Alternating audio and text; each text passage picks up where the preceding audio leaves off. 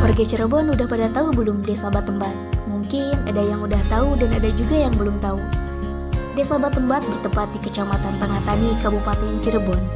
Dulunya dinamakan Batembat itu menurut bahasa Indonesianya itu pertimbangan di empat dan di empat.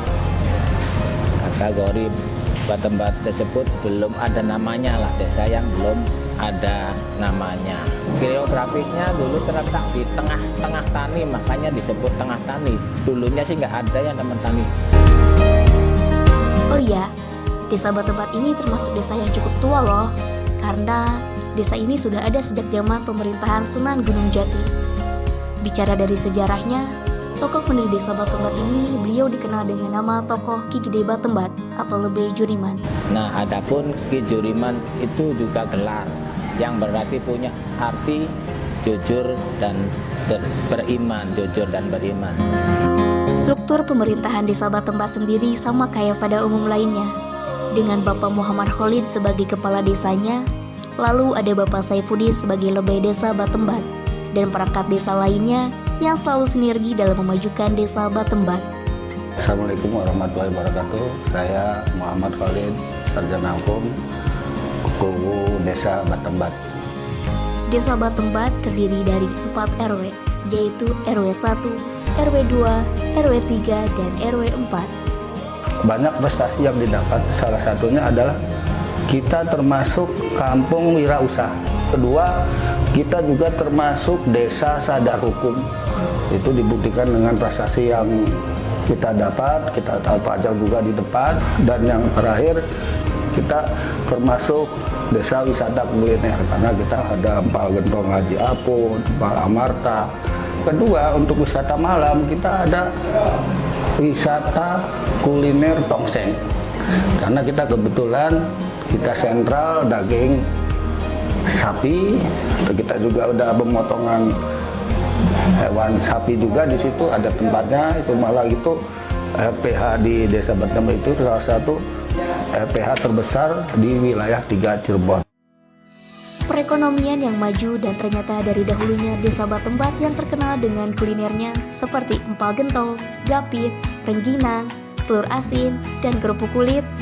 Nah, sebagai bukti kita perlihatkan beberapa UMKM yang ada di Desa Batembat sampai ke proses produksinya. Yang pertama ada rengginang Mbak R, merupakan salah satu pelaku usaha rengginang yang ada di Desa Batembat. Pemasarannya sudah ke beberapa pasar yang ada di Cirebon. Kan saya kirimnya tuh di Pasar Peret, Pasar Celangcang. Ada yang beli di mentahnya, cuman dikirimnya ke Pasar Keramat. Terus ada yang Kali Tanjung. Kalau ini yang tiap hari ada di Pasar Kanoman, sama Pasar Celangcang tiap hari ada. Rengginangnya merek Mbak R aja. Gitu. Proses pembuatan rengginang dimulai pukul 1 pagi sampai pukul 8 pagi.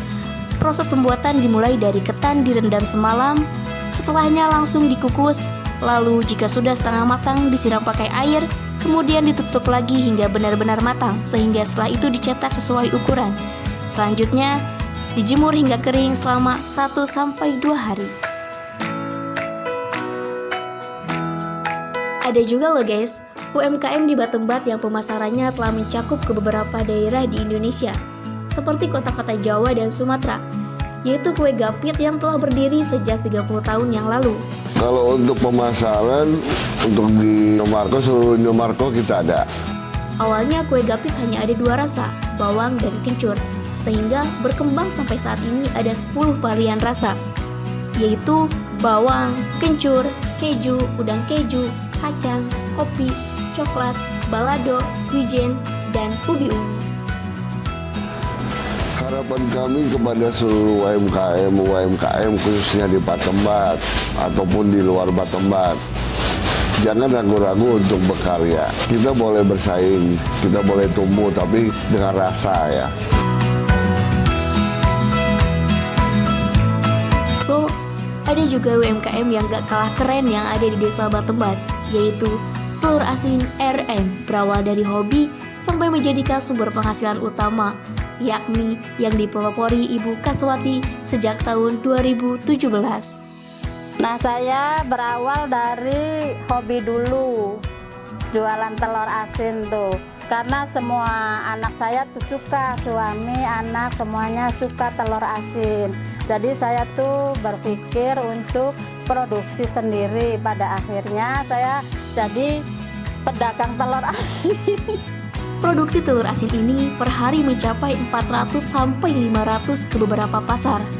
Yang lebih keren lagi, UMKM ini sudah dibantu oleh Dinas Koperasi dan UMKM mengenai perizinan NIB, PIRT, dan sertifikasi halal. Dan tentunya harganya yang terjangkau.